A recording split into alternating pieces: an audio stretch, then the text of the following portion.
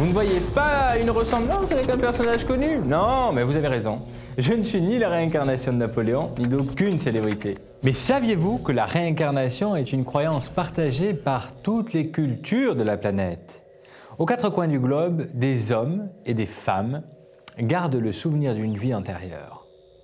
Pour vous parler de réincarnation, j'ai choisi l'histoire d'un jeune Écossais, Cameron. Un enfant, vous allez le voir, bien étrange.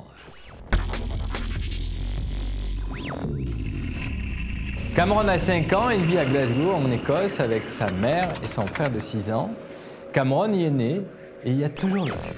Les moyens financiers de sa mère étant limités, il n'a jamais voyagé. Pourtant, depuis qu'il est en âge de parler, c'est-à-dire depuis qu'il a 2 ans, Cameron ne cesse de parler de sa maison de Barra. Barra, c'est une île écossaise qui se situe à environ 400 km de Glasgow. Personne dans sa famille ne s'est rendu sur cette île perdue. Mais Cameron affirme qu'il en est originaire. Et depuis tout petit, il raconte la même histoire à sa mère. « J'étais à Barra et je suis tombé dans un trou. Et hop, je me suis retrouvé dans tes bras. » Il raconte qu'à Barra, il vivait dans une maison blanche, près de la plage où il jouait avec ses sœurs et son chien noir et blanc. Pour aller à la plage, il passait un portillon situé au fond du jardin. Il adorait regarder les avions qui venaient atterrir sur le sable. Cameron se souvient aussi de ses parents de Barra, sa mère aux cheveux courts et son père qui s'appelait Chen Thompson, qui était décédé, renversé par une voiture. Chaque semaine, Cameron raconte son histoire inlassablement, avec les mêmes détails. Il ne se contredit jamais et semble vraiment revivre un passé lointain. Les psychologues ne décèlent chez lui aucun trouble, mais ils sont surpris par son discours. En effet, il est habituel que les enfants se créent des mondes imaginaires dans lesquels ils se réfugient. Mais ils contrôlent ces mondes et les font évoluer en inventant de nouveaux personnages. Pas Cameron. Il ne contrôle pas son univers, il le subit. Un jour, la mère de Cameron décide de confronter son fils avec la réalité. Elle réserve donc un hôtel à Barra et décolle de Glasgow avec ses 2 fils. Cameron est tout excité par ce voyage. Au bout d'1 heure de vol environ, l'avion entame sa descente vers Barra et atterrit. Sur la plage, Cameron se tourne vers son frère et lui dit « Tu vois que je ne mentais pas et que la piste est sur la plage. » Cameron reconnaît aussi la baie et certaines maisons.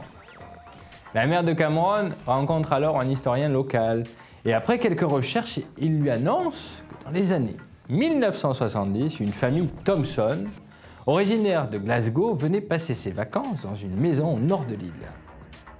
Sans rien dire à son fils, la mère improvise donc une excursion au nord de l'île et arrivé devant la maison, Cameron se fige. C'est sa maison.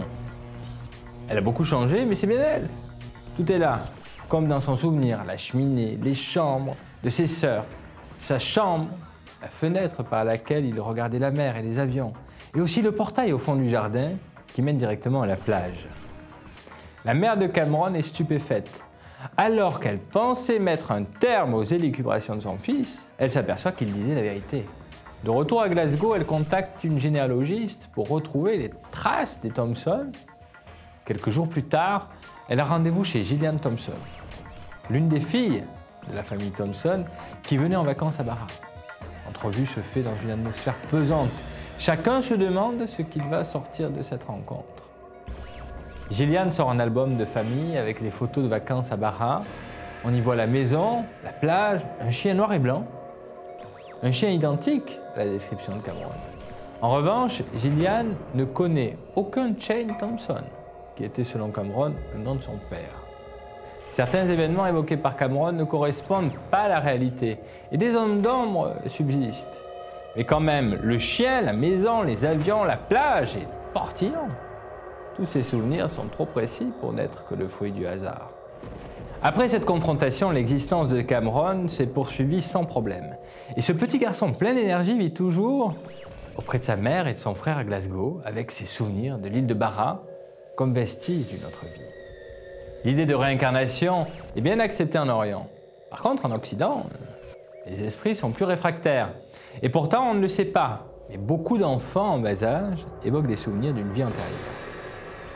Ces souvenirs s'estompent souvent vers 6-7 ans, au moment de l'entrée à l'école primaire, au moment où ils commencent vraiment à construire leur nouvelle vie, celle qui les conduit vers leur futur.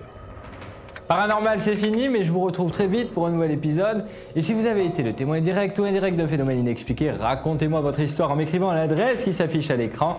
Je la raconterai peut-être dans un prochain épisode. Il y a quand même un petit quelque chose, non ?